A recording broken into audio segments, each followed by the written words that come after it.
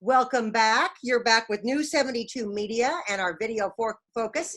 And today we are having a phenomenally fabulous conversation with Cinda Stevens Lonsway, who is an award-winning author with New 72 Media, and as well as a spiritual coach and a guide and a ritual expert and a spiritual goddess. And, you know, we've been talking about this amazing book, I Know Now, A Woman's Healing, Violence to Victory, Trauma to Truth. Where can people get this book? So it most certainly is available on Amazon, but if anyone does have issue ordering books from Amazon, we highly support them going locally, and any bookstore that has an online presence can order I Know Now through their website. So even here, there's I'm bringing this live from Stevenson, Washington, and there's a small little bookstore in town. And during the COVID lockdown, I really wanted to support them, so I called them and I said, you know, do you have this book, that book, this book? And if she didn't, she ordered it in. And there were a couple books that were only available online that she was able to order in, like mine is. And yeah, although a friend of mine was in Powell's recently and there was 3 copies there. Fantastic. Mm-hmm. Fantastic. Now, if somebody perhaps wanted to experience your amazing gifts, as in your card reading, angel card reading, which is just profound, Thank you. or hire you as a motivational speaker or to run workshops, where would they find information about how to get a hold of you? Yeah, so they can go to my website, which is my name, CindaStevensLonsway.com, and there's all sorts of information on there. And I talk about everything that I offer, plus there's so much more. And yeah, so, but there'll be a contact page and they can email me through that contact to seek more information on. I'm also on Facebook, so if they go to either my personal page or my Cinda Stevens Lonsway author page, they can access and connect with me there, as well as on Instagram. Perfect. So, perfect. Yeah. And I believe the information will be below all of the videos here as well. So I heartily encourage you, dear darling viewer, to look up Cinda and take a little piece of her world. It's just beautiful. And some would say if they're watching this right now, it might be a sign to do that, she said, in what was not a very subtle segue. But we've been talking about your story, and first part of your story was the horrendous violent act that became long trauma in your life. The second part was how you healed from that trauma. And the third part of the book you've often referred to as the most important part of the book. It's why you wrote the story. It is looking back and evaluating things in hindsight that can help people today in their present lives in real time. And one of those things is signs, the importance of signs as a way that spirit communicates to us. Our current culture doesn't really teach us about signs, but once you begin to recognize them, you're made aware of them, then your eyes are really forever opened around signs. So why should we be more aware and cognizant of signs in our lives, not just in hindsight, but in real time? I love you. Okay, so the biggest sign of all was, I told you about the healing, and that was just a beautiful sign. I mean, literally, spirit came into the room with me and helped guide me through a divine, profound ritual of healing, right? Where I send my perpetrator divine love. So in 2014, I am lying in bed and with my husband again, same husband. And I mean, it's funny because so many people have made a comment of like, your poor husband, he's always sleeping. Well, that's because so much happens at night, right? When we're relaxing and getting rid and out of our head, so many things happen at night. Okay, but point being, I hear a voice again. I hear Cinda. And it woke me up and it startled me and my heart is racing, and I have another dog by then. So Hannah was with me the first time I was woken up in the middle of the night, and now I have another dog named Maggie, and she hears it and she pokes her head up, and I'm sitting there going, oh my God, and my heart is racing. And I hear, you know, and but now I'm spiritually awake. Now, you know, through all these years, I have learned so much more about all this sort of thing. And so I'm startled, awake.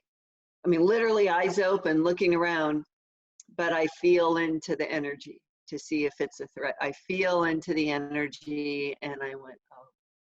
So I laid back down, and I, you know, was like, okay, what is it you have to tell me? And I heard, it is time. And I knew what that meant. I knew what that meant. It meant it was time to share my story, to write about my story. And I was like, are you freaking serious? No. And so I asked, you know, silently asked this energy, this entity, this being, God, the divine, my angels, my higher self, whatever you want to call it. I just said, you know, will you support me? Will you keep me safe? Will this, you know? And they said yes. And just look for the signs. I'm like, what am I supposed to do? And they said, look for the signs.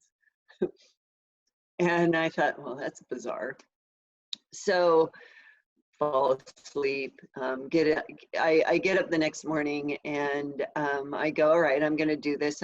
Literally, this is a calling. I'm calling it a calling. Literally, I heard my name called in the middle of the night, asking me, telling me it's time to write my story. So I go to start writing my story, and I get on Facebook, and 2 hours later, I'm still freaking on Facebook. And I hear this little nattering in my ear, like a Band-Aid, like a Band-Aid, like a Band-Aid. And I know that that means shut it down. I know that I'm spending more time ignoring the hard work of remembering. I'm avoiding it at all expense. And I receive another sign, literally in a voice, and a pain in my stomach, because every time I went onto Facebook, I would get nauseated. And the voice said, like a Band-Aid, and I realized I am supposed to shut down and start working on my own words instead of reading other people's words. So I posted a thing saying, hey, this is what I'm doing. I'm shutting down. I have a book to write. I already had an editor. You know, it's like everyone's waiting for me. So I've got to shut Facebook down.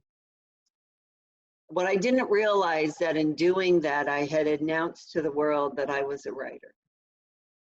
And instantly people, I left it up for 48 hours, and the feedback that came and the support that came was huge. And so in a way, that was another sign, right? Another sign of support. Then another important sign happened is I shut everything down, and I'm having this fight with my unseen team, with my angelic team. I'm fighting with them because I do not want to do this. I do not want to do this. Okay, I've followed your guidance. I've shut Facebook down. I'm off of social media, but I'm still not going to remember. I'm not going to do that. I'm healed. I'm healed. Why do I want to do this again? And they said, you know, people need to hear this. Write it, write it, write it. People need to hear this, and they need to hear it.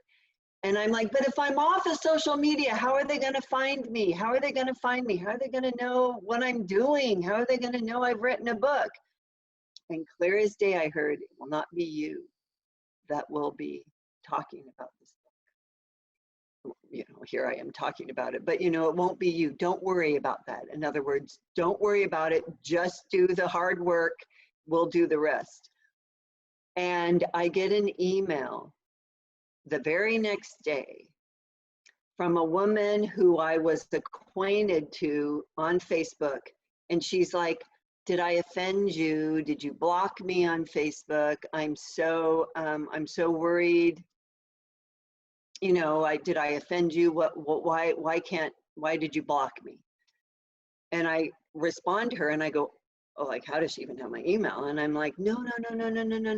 I shut my Facebook down. And she goes, and I told her the whole story. Well, this woman ends up being a publicist, right? And I realized in that moment, and I kind of heard, see, this is how it works. You did nothing, and this woman reaches out to you. Yep. This is how it works. So now now I know that, all right, I got to do a deep dive.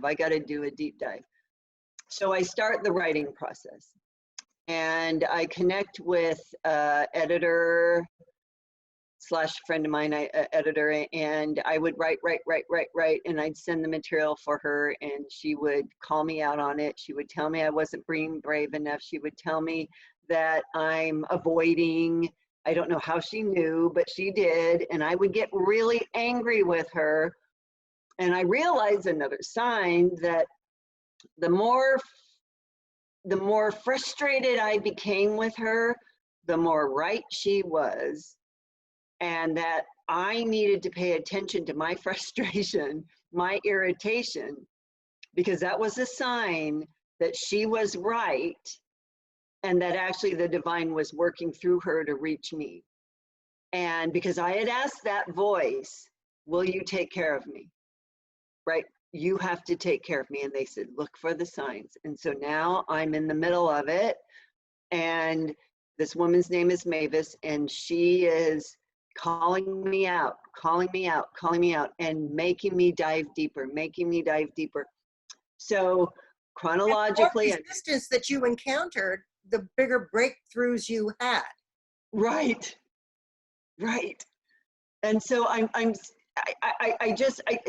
chronologically, I make a freaking outline.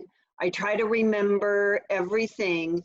And let me talk for a second about people who have experienced traumas, memory, about that person's memory. When there is a traumatic, emotional, physical experience, for me, I called it a snapshot. It was like a flashbulb moment is what I called it. I called it a snapshot.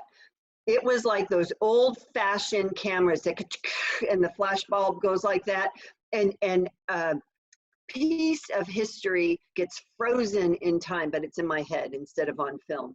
And so I had these snapshot moments where no matter how many times I would tell my story, those stories never changed. They never changed. And I couldn't quite remember the order of them, but they were always clear as day. And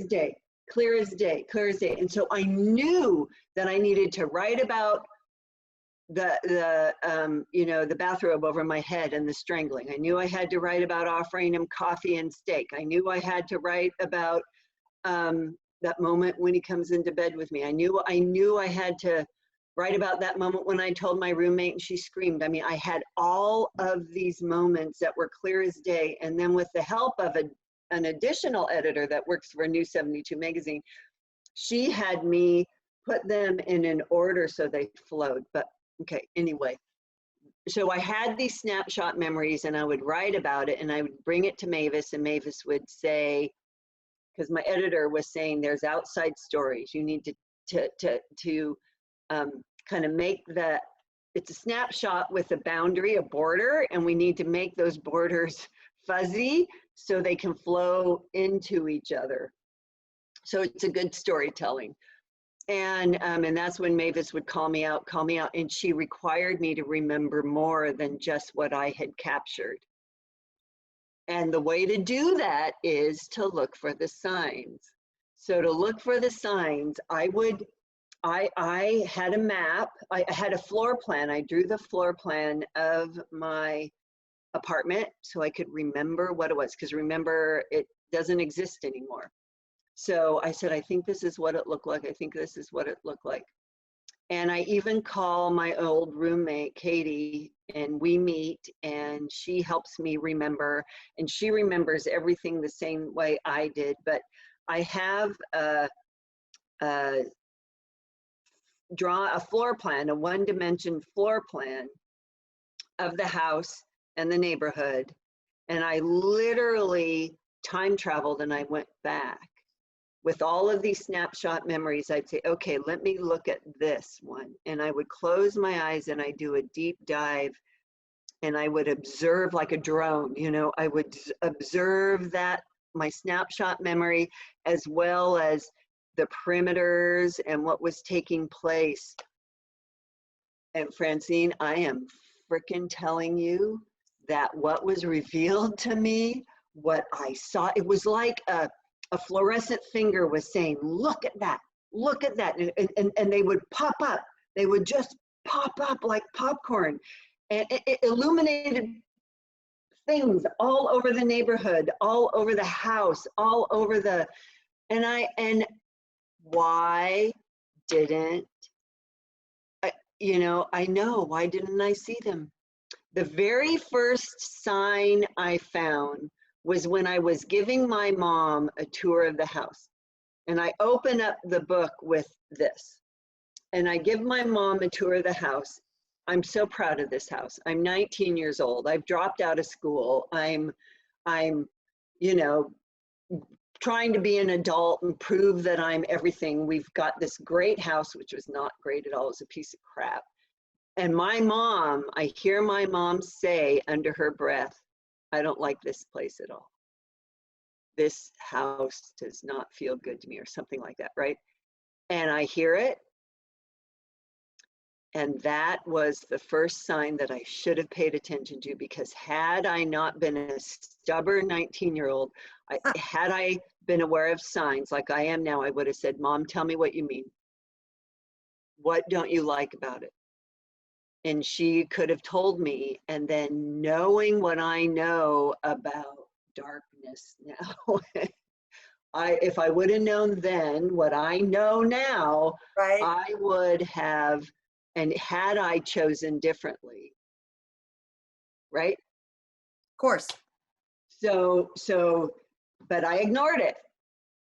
And there were just so many things that I do a deep dive, you know, over and over and over again, about how stupid my roommate and I, you know, how we were just so stupid. and I talk about, I just, and that dog, remember the black and white dog that ran out? That dog shows itself over and over again. And I know now that that was my spirit animal. And it was trying to, it was Bob. I know now because I saw it. I look down and I see the dog again, and I see 19-year-old Cinda on the sidewalk with it, and I hear the voice say, Cindy, and I want to believe it's the dog, but it's not the dog, it's Bob, and Bob is upstairs in the window of the blue house on the corner. I can see him now in my mind's eye, and that was a fucking sign that I didn't pay any attention to. That dog stopped, looked at me, looked upstairs in the window, looked at me, looked upstairs, and I did not follow its eyes until I did this work of looking for the signs, and I see his eyes look up. I see his eyes look up, and I'm like, oh my God. But you know, it was just. Well, and not only was he looking up, but he was looking up and Bob looking back through the window that had no coverings. Huge sign. Right. So when we were, before the attack, we had no window coverings on our windows. And we didn't think we needed them because we were on the corner all by ourselves, and it was on a really steep hill. And so the house was on a basement, right? So in order to really look in the house, you had to climb up the porch stairs to look through the window this way. And then on the other side, where it was level, was a huge empty lot. And so we just thought that we were fine, that no one could really see us. But on the other side of this lot was this blue house where I had 2 different encounters with Bob that I talk about, which were huge signs, and which I know now to be Bob now, but I didn't know it was Bob then. So even though I thought I knew what he looked like, I didn't know what he looked like. Yeah, but part of the lesson here is, of course, recognizing the signs, but part of that is trusting your intuition about those signs. And sometimes the angelic team sends you signs, and sometimes you're not getting them and they have to hit you over the head with a sign. Yeah. And then of course. So talk about that, about how, what role intuition plays in all of this, and whether or not it's usually multiple signs. Sometimes they're increasing in their severity just because they need you to listen. Oh, that's so brilliant. That's so brilliant. Thank you for bringing that up, because I totally forgot about that. So I write in the book signs of intuition and signs of instinct, and I make a distinction between the two. When I am walking home from the bus one October evening, the night before the attack, I feel a shift in the air. I mean, I talk about it. It felt like a Halloween-y type night. Something was different. There was something in the air. I couldn't get home fast enough. It was a 3-block walk to my house. And sometimes I worked the late shift at Meyer and Frank, so I would take the bus home and I would then walk the 3 blocks home. And why I didn't drive is because it cost so much money to park, but also there wasn't always an available parking place in front of my house, which meant I would still be walking, 3 blocks. So, so it was just easier to take the bus. But I'm walking home that night and there is something amiss. Something doesn't feel right. And I get home as fast as I can. And I think it was that night when Bob peeks in the window and is spying on us. And I see him and I don't do anything about it. But when it's our instinct that triggers us, that something isn't right, it is my animal senses that are sending out. Something doesn't smell right, something doesn't feel right, something doesn't hear, my senses are on alert, the hair is standing up on my neck, and I know literally, my animal intuition, my animal instinct is flared and on overdrive because there's a predator lurking behind the bush, right? And but I poo-poo it. I get home. I can't get home fast enough, so I kind of race home, close the door, I lock it. But then when I'm inside, I just like, oh, well, that was silly. That was stupid. Why was I so scared? Oh, it's just because it's almost Halloween. Oh, brother, And I don't pay attention to my instinct. And then the very next day, Bob attacks. And had I paid attention to my instinct, to my fear, to my senses being on alert, had I known and been trained to listen, I would have, hopefully I would have done something different. What would I have done? I would have made sure all the windows were locked. I would have made sure there was, furniture in front of the doors so no one could break in and open them. I would have, something isn't right. Or I would have grabbed my roommate and we would have gone and stayed at a friend's house, But you're just being silly. You're just being silly. And then intuition is being aware of those signs. Intuition is being aware of the sixth sense, of being aware of just something isn't right, and listening to the voice in my head. And trusting. And the intuition is there's these messages that might come to you via intuition. Sometimes it's your guidance that comes to you through your intuition. The angelic realm will communicate to you through your intuition. and you might see it, you might feel it, you might hear it, you might smell it. So it still is your senses, but it's different than your instincts. It's different than an actual smell. It is an etheric smell, anyway. But things I learned also when I went back and started to travel and look at signs, that things come in the series of 3 that you were hinting at. And so there's, it's like if you don't pay attention to the first sign, your guidance is gonna throw a pebble at you, right? And then you get boinked in the head, like, pay attention, wake up, focus. And then you're like, and of course I didn't. So then it's like a whole freaking brick, right? And then still I don't. And then it's the whole wall. And it, so it's like you don't want the wall to come down. So you want to pay attention. You want to, when your intuition is getting triggered, stop, take a breath, right, and ask the questions.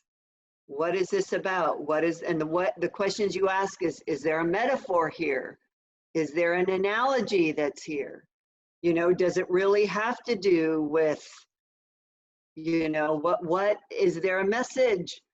And usually you can find one, and then, but if not, or you keep repeating the same pattern and that brick hits, then you better really stop. right. What's going on? And it's not necessarily that the angels are the ones that are trying to, bring you down or hurt you or harm you. It is an overall energetical thing that we're putting out there because we're not seeing it. So Right. it causes suffering. So basically, suffering, I have learned, and I know now that suffering is not designed for pain. Suffering is not meant to cause us pain. It is designed for guidance. So if anyone is experiencing suffering in their life right now, it is not because woe is me, I'm a victim, everyone needs to be supportive of me and help me right now. It is, oh my God, I am suffering. And the message is always the same with suffering, is you have lost your way. You are out of alignment. Come back to center. Come back to center. So you are, you're just out there and you're this beautiful, let's say there's a flock, let's say a flock of sheep or cows or something, right? And you have these sheepdogs. So therefore the metaphor of the black and white border collie, okay? So you have a border collie, and it's the border collie's job to make sure that the herd is safe, that the herd is always safe, safe, safe, stay in.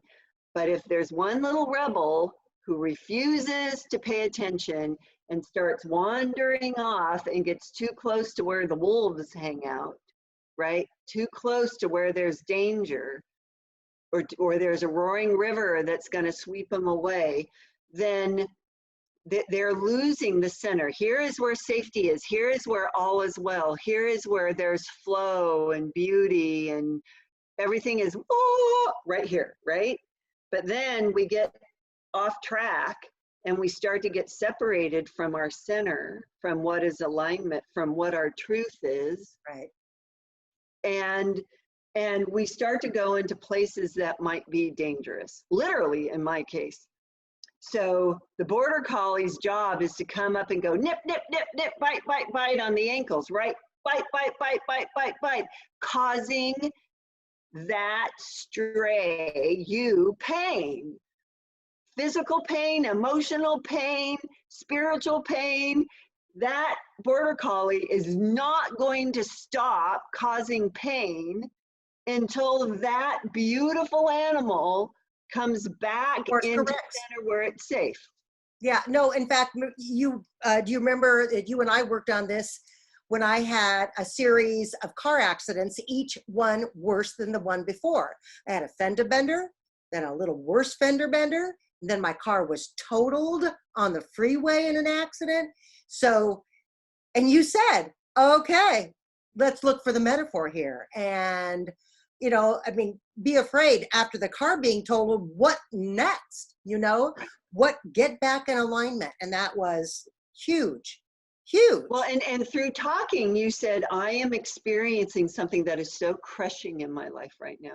I am experiencing something where I have been publicly humiliated, or, you know, whatever. You just said it is crushing me to my core. And you were talking to me about this outside of even the accidents. I go, wait, what was that key word? The metaphor, crushing. And I said, and what happened in your car when you were headed to this place that was being so crushing to you? Right. And you are Right. getting crushed over and over again. You know, and we also was somebody, you know, kind of backstabbing.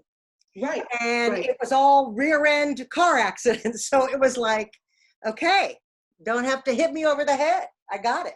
Right. And so the suffering, okay, you're out of alignment. You're someplace that isn't safe for you. And intuitively, you know that. Intuitively, you knew that where you were was not serving you anymore, but you remained out of, for whatever reason. And you could convince yourself that those reasons were right. Sure. Or correct, because you gave your word or whatever. So you were staying where you were staying, but every time you would go to this place, you would get in the car. You know, and it happened again until finally it's like you and I get a chance to talk, and it's like, you have got to get your ass out of there now. Now, not out of fear, not, and it's not like this warning, but it's like it's not serving you. You have strayed so far off of your path. You have strayed so far out of alignment that you aren't doing your soul work anymore. You're Right. doing work for someone else who is not appreciating it. And so I think energetically, we pull to us that, you know, our border collie that says, I'm going to get you in a car accident until you come back to center and you're living your soul's path again. Right. Very, very, very exactly. It's so true. It is. And so that is the ultimate way to read a sign, is to, you know, the first nip, if we use the analogy of the border collie, the first nip is like, stop, pay attention. Why are you nipping me? Oh, maybe I'm not supposed to go that way. All right, what happens if I go the other direction? Let's see if the nipping stops. Experiment, right? So if I keep going this way, it keeps hurting. But if I go this way, does the pain and suffering ease? right. Right? And if it does, you know you're headed in the right way. And then when you're back in center, you're back in alignment, the nipping stops altogether, the border collie takes a nap, you're in the flow again, everything is beautiful, your health returns, right? The stress falls away, All that. the pain, All that. the pain and suffering leaves. So, I mean, so signs critical. They're critical in every aspect of your life, and definitely read that section of the book, ladies and gentlemen, very carefully, because it's so instructive and so very helpful, and it can change your perspective on everything as you move forward in life, everything. So what would you say to someone who says, okay, I mean, I was traumatized as a child. I've been dealing with this for so many years. And you know, it's just too late. It's too late to help me. I'm not a spiritual person. I just, will the healing ritual work for somebody like that? Well, absolutely. I think it's never too late to heal. But yet we have seen publicly with, Blasey Ford, the woman that was running that. Yeah, she was objecting to the Kavanaugh Supreme Court nominee. Right, and her trauma. Everyone's like, well, why are you coming out so late? I tell you why you're coming out so late is because of exactly that treatment. when we shame the victim, why do we ever want to come forward? And yet, and look at the derision that she faced. The blowback was insane. I mean, certainly women supported her, and a huge part of the population did, but the vocal critics were just heinous to her. Yeah. And the the unfortunate thing is that well, no, let me rephrase that. Imagine, like what I said in one of the other parts, in one of the earlier interviews, is that if she did come forward after it happened, instead of just telling her therapist or telling one or two of her friends, if she in fact came and told her entire community, and her community rose with her and en masse demanded justice in that moment, right? We Instead of, probably why have were you a different drinking? Supreme Why were Court you at the justice right party? now. What were you wearing? You know, if they would have risen en masse to support her, he wouldn't have stood a chance. His whole reputation would have been altered and changed, and he would have been given an opportunity to become a better human being. Seriously, you know, everyone's like, oh, but his career would have been fine. But at least he would have been given an opportunity to be aware that his treatment of women is unacceptable. Correct. Right? And his career would have been fine, but given the opportunity to, you know, anyway, because silence only serves the perpetrator. Underscored, man. Underscored. Okay, Yeah. so this whole episode of your life, the highs, the lows, the healing, the telling of it all, and out of nowhere we get Oprah Winfrey and Eckhart Tolle, and what in the world? Because it does tie in, but okay, get us hooked up here. So I'm having this spiritual awakening, and I'm just wide awake. And with that comes reading every book I can get my hands on. And in 2008, I'm at Powell's bookstore, and I am searching for a book, and literally there is this book glowing on the shelf. It's red, it's orange and yellow, and I was drawn to it. And I mean, I have this connection to it. That's a sign. But it says, A New Earth, let me see, A New Earth, Finding Purpose for Your Life, or something like that. Your Life's Purpose, by Eckhart Tolle. And I'm like, I'm not searching for my life purpose. I'm right on track. I know exactly everything I'm doing. So I left the book and I went to go focus on Celtic mythology, because that was my passion then. That night, or that afternoon, or the next day, I turn on Oprah, and there's Oprah holding up A New Earth, and she's like, this book will change your life. You must read it. And I'm like, oh, okay. That would be two. That would be two. That would be two. This is awesome. This is awesome that we're finding this connection, right? So I pay attention at 2, right? It's singing to me, and I'm like, no. And it's like, all right, that was the pebble, and now here comes the brick. And Oprah is in my face on TV. And literally, this book will change your life. And I know now about signs. So I'm like, okay. So I instantly go down the next day. I buy the book and I start reading it. And chapter 1 is so freaking confusing. It makes no sense to me. So I'm taking notes. And I'm going to be, you know, and I'm like, and I take my spiritual research so seriously that I've usually got felt pens and different colored felt pens and sticky notes, and oh my gosh, and it just drove my husband bananas. You know, it's just like, he's like, are you studying for a test? You know, it's like, what are you doing? And anyway, so then Oprah comes on a couple days later, and she's like, okay, this book is so important that instead of the usual book club that we're going to have where we get to talk to the author, we have decided to do the world's very first online class around a new earth. We're going to be working with Skype, and we are going to Skype people in who have read the book, and we are going to do an online class over 10 weeks, 1 chapter a week. And she says that, you know, and it's just this worldwide webinar. So send in your questions. And I'm like, well, I have questions. They're already written down. And I'm like, no freaking way. So I instantly, give us an email address. So I instantly send in a variety of different questions.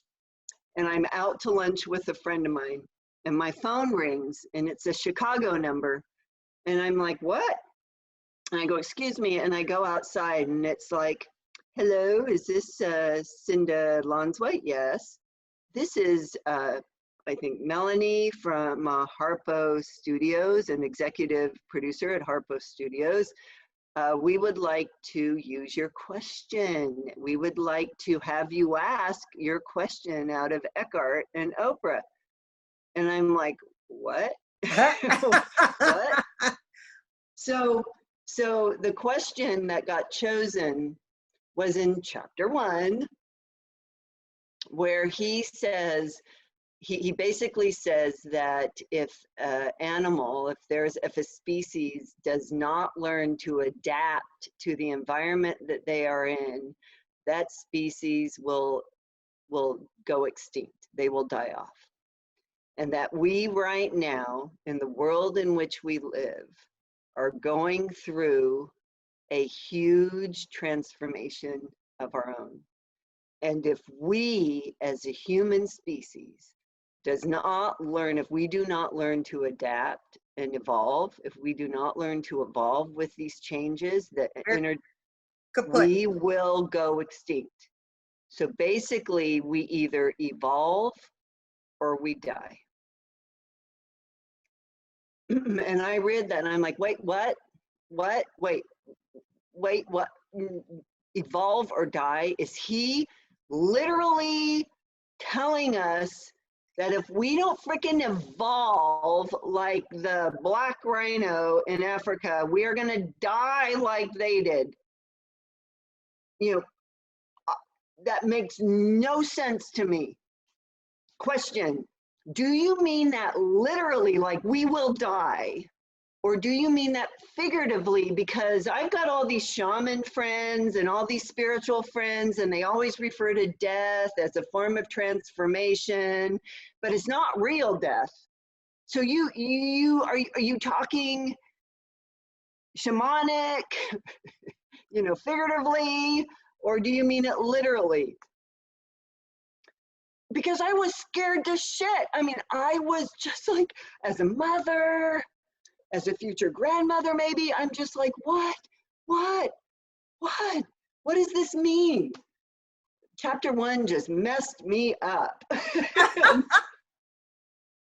And so that's the question. She says, this executive producer says, this is one of Oprah's favorite lines from the book. And you are asking the question, and I want you to ask that question out of Eckhart. Wow, okay. So they send a producer to my house. They buy me a laptop computer so it runs faster. They have me, you know, we have some practice runs, and the producer is there, and I don't know, you know, I'm about 3/4 of the way through the show, so I'm listening to the show, and it's happening, and we're all online. Other people have asked their questions. I've heard their voices because we've practiced together, and then it becomes my turn, and they start rambling on and on and on and on and on and on and on and on, and I'm waiting and I'm waiting, and my producer's there in the room with me, and it's like, just wait. And they say, well, oh, we see that here's Cinda. Well, one of the things that they were rambling on about is that Eckhart, I hope you don't mind. Is this okay that I'm just, absolutely. I just love this story. I love this story so much. Eckhart, it says, well, you know, I tried acid, and acid, yeah, I liked enlightenment better than I liked acid, because, you know, and I'm sitting here listening to that going, my kids are upstairs listening to this, right? So I get on and I go, Eckhart, let me just make, you know, thank you for this opportunity. But before I ask my question, I really want to thank you for clarifying that, you know, that you preferred enlightenment more than you preferred acid, because my kids are upstairs watching. And he goes, oh. And Oprah starts laughing, and then she's like, oh my God, for the kids upstairs, yes. And I'm sitting there going, oh my God, I'm like talking to Oprah. And so they work out what it meant, why acid wasn't good and why enlightenment was. And so for the kids, Cinda, for the kids. And then I'm able to ask my question. And as I'm asking the question, I know the answer. And I get real emotional. Like my voice cracks. You know, I'm like, he's going to say literal. And he goes, basically, yeah, we're going to die if we don't evolve. And the evolution in which he speaks of is not physical evolution. It's not financial evolution. It's not mental, emotional evolution. He's referring to spiritual evolution. And if we as a species do not spiritually evolve, we will die. We will die. And because I got emotional, he immediately tried to take care of me. And but I'm more hopeful now than ever before. And he goes on and on about everything, you know, I think this show is a perfect example. And anyway, it was just an amazing experience. But then the show ends, and I mean, my entire neighborhood was watching. And I expected the kids to come running down and my husband to go, good job, oh my God. Nothing.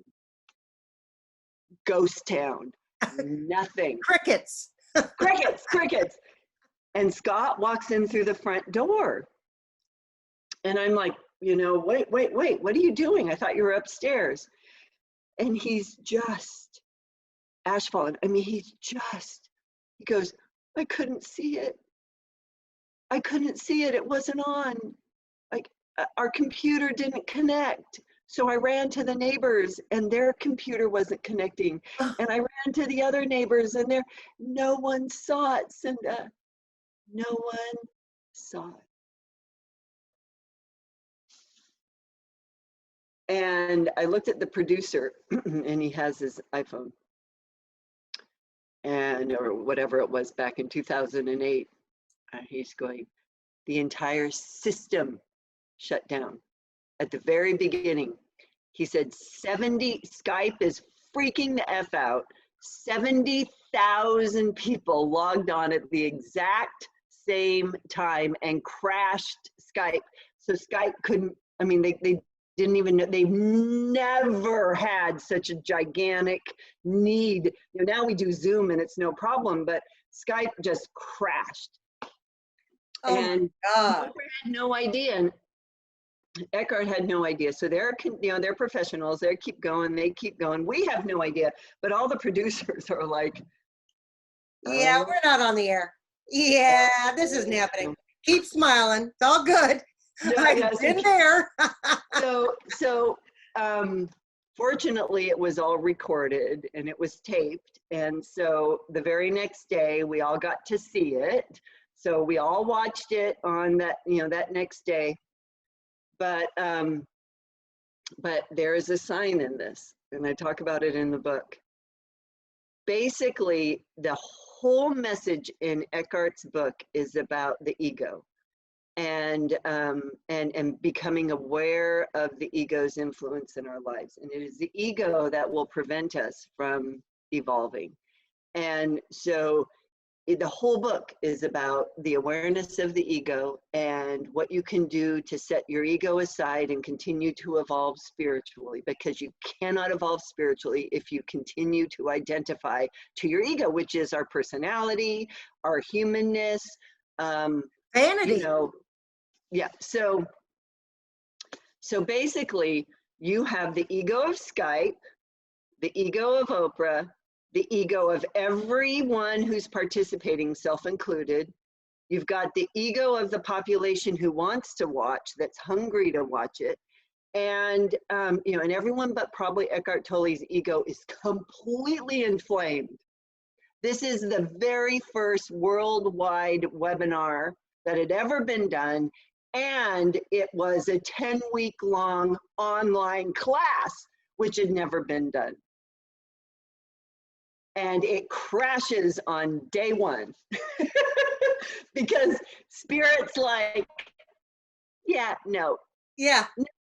Nope, there's too many egos here, too many egos, and this is an entire lesson on egos. So we are going to shut this down so you guys can all, you know, live and swim in your egos, and then readjust, right? And then come back and make it better. And they all, I mean, it's exactly, we all went through it together. Every single one of us that was involved, we all went through it together. The next day I was able to see it. And then that was fine. It's actually still around. Well, so, but this is an exact metaphor, a real life metaphor to your struggle getting off social media. Right. Because that was all ego. Facebook Right. is nothing but ego. Right. Everybody's ego every day posting, and then you check 20 times to see who liked your post, and Right. you get sucked into that ego world. And Spirit was telling you, no, write your book and get off that. Right, because this is something more important it's about to do you, here. but it's not you. Right. Exactly. So what is I do want to say this though, that in the second Eckhart answered my question, when he said, yes, I mean that literally, we will die. Something woke up in me that had not been awake before. I mean, I knew what his answer was going to be, but when he said and answered my question, I knew from that moment forward that I would spend the rest of my days evolving spiritually and helping others do the same. And there's no other option. If our only solution of survival on this planet is to evolve spiritually, then I need to show up and do my part. Well, so, could there be a more opportune time in our history with the upheaval, the unrest, the pandemic, the race conversations? It could not be more, there could not be more signs that that's needed right now. More signs, and it is, you know, and there are solutions. There are spiritual solutions to everything that's taking place. There's physical solutions, there are emotional solutions, there are mental solutions, you know, but it's the spiritual arm that is the most neglected. And, you know, because if we talked about the sacred trinity of healing, you've got your psychological healing that needs to happen because of your mental and your emotions, and then you have your physical healing that needs to happen, which is all about, you know, and that, but there's the spiritual arm, and I bring in my evolve or die is I bring in the spiritual answers, the spiritual solutions. That's what I work with my client base and my friends, but you know, that is my dedication. And it came from that moment that Eckhart answered my question. Well, and anybody who spends more than 5 minutes with you knows that's your calling, know that's your purpose, knows that the gifts flow abundantly, and it's a very profound experience to witness you in action, you know, you in the zone, man. I mean, you know, it's pretty damn extraordinary. Thank you. So there have been many things that have happened since the book. Tell us a little bit about what has happened to you since you wrote this award-winning book that I, again, encourage everyone to go to Amazon or your local bookstore and have it ordered and get it.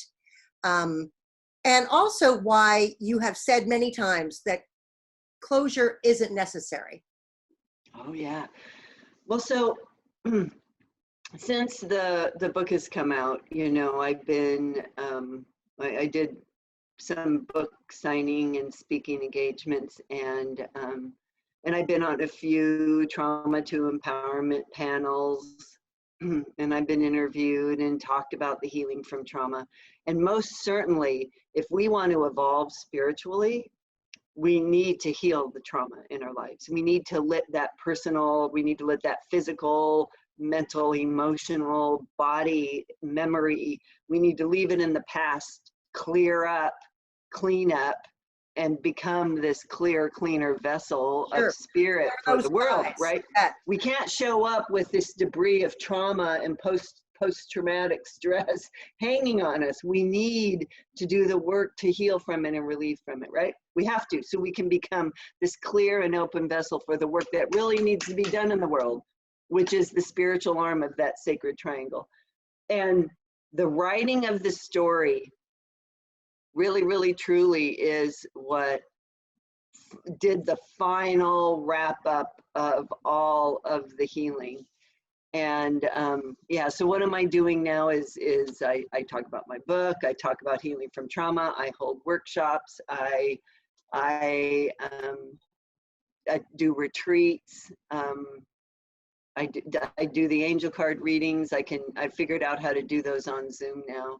But really, if I were to be honest, what brings me the most joy, which you have been witness to, is I love that moment when I sit with a client that is, you know, that just starts sharing with me. It's kind of like a spiritual counselor or advisor. And so they open up to me as if they would a therapist. But I'm not a therapist, but I listen, and then I intuit, right? I intuit. The intuition starts playing out what they might need, and then I will create a ritual, a ceremony, a process, an exercise, whatever you want to call it. I will create that right on the spot to help heal whatever it is that is preventing them from their own spiritual evolution. And no matter what the reason, whether it's you're trying to heal from trauma or help a family member or help with an illness or what, it is remarkable because it's coming from somewhere. I mean, it's just, you know, it's like when you were talking before about your traumatic incident, that your mouth would be open and you were talking, but where did these words come from?